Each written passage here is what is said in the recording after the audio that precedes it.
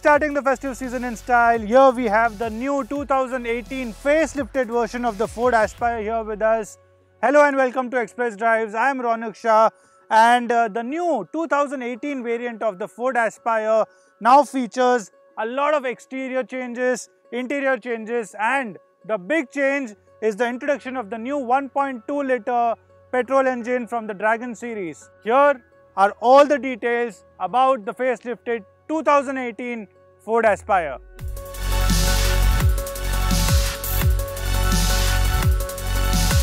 So when it comes to exterior designs, not many changes but few really important ones, starting with this front grille with silver accents here. Makes the face much more bolder and aggressive. The headlamp cluster a bit tweaked, no DRLs, a big miss again. The housing cluster for the fog lamps has changed here. The front bumper is new. So these are some minor changes. We really wished Ford India would have done something a bit more when you compare it to the Maruti Suzuki Dzire and the new Honda Amaze. The Titanium and Titanium Plus variants of the 2018 Ford Aspire now features 15-inch alloy wheels that make the car look sportier. However, the standard variants continue to get 14-inch steel wheels.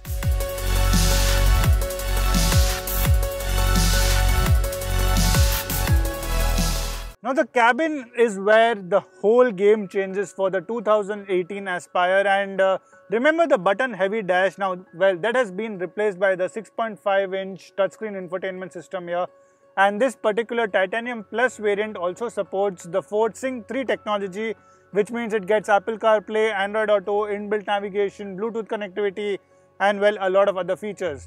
So connectivity part is taken care very well here. What also works is this black and beige finish of interiors and the piano black finish around the infotainment console. So these things makes the cabin really interesting. What doesn't work is this portion here. Well, the passenger really needs to put his leg across unparalleled to this portion, and that can really get uncomfortable in long drives. But the quality of seats is very nice. Cabin feels very airy, very spacious. So, well, good work done there by Ford. I also like the quality of plastics used inside. There's also a lot of utility spaces here. However, there's still no space to keep our phones here. So now that's again another problem. You need to have a mount here because there's no other place where you can really keep the phone. I like the instrument cluster. It's simple. It also has a very small digital screen that prompts you with numbers. The steering is very nice and smooth. However, I would have liked it to have a flat bottom here for well, that enhanced sporty appeal that one really wants. The 1.2 litre engine that we are testing now is a tried and tested engine from the EcoSport and the Freestyle. However, on the Aspire, it's the first time it's being used, and here is how it reacted on the highways of Jodhpur. Now, as mentioned earlier, the proportions of the Aspire has not changed, and so the rear seat space has remained what it was as in the outgoing Aspire. Having said that, there's enough headroom, there's decent leg room here now, so that gives a lot of space.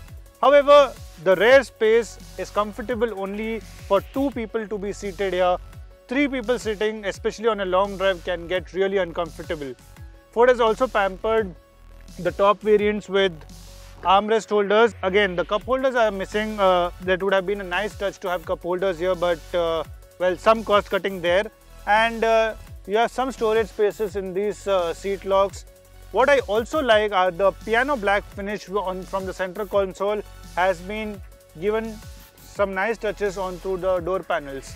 So that again adds to the premium appeal, and well, no complaints when it comes to the cabin's overall look and feel. When it comes to safety, the Ford Aspire Titanium Plus variant is the go-to variant. It features 6 airbags, ABS with EBD, engine immobilizer, front 3-point seat belts, rear seat belts, driver and passenger seat belt reminder, remote keyless entry, perimeter alarm, emergency assist, hill assist, ESP with traction control, and a lot more safety features. Now the 1.2 litre engine is also very well refined, and the noise inside the cabin is very minimal. What is also impressive is the suspension. You often feel those small little bumps towards the rear, but otherwise it's on the softer side. It goes through difficult roads quite easily. The claimed mileage on this is about 21 km per litre, and on highways here in Jodhpur is giving close to 18. which is very good for this petrol powered engine. Remember, it takes on the fight against the likes of Maruti Suzuki Dzire, the new Honda Amaze. You also have the Amio in this segment. The diesel version of this car, we will be driving it in the morning tomorrow, so I'll let you know about it just in a bit.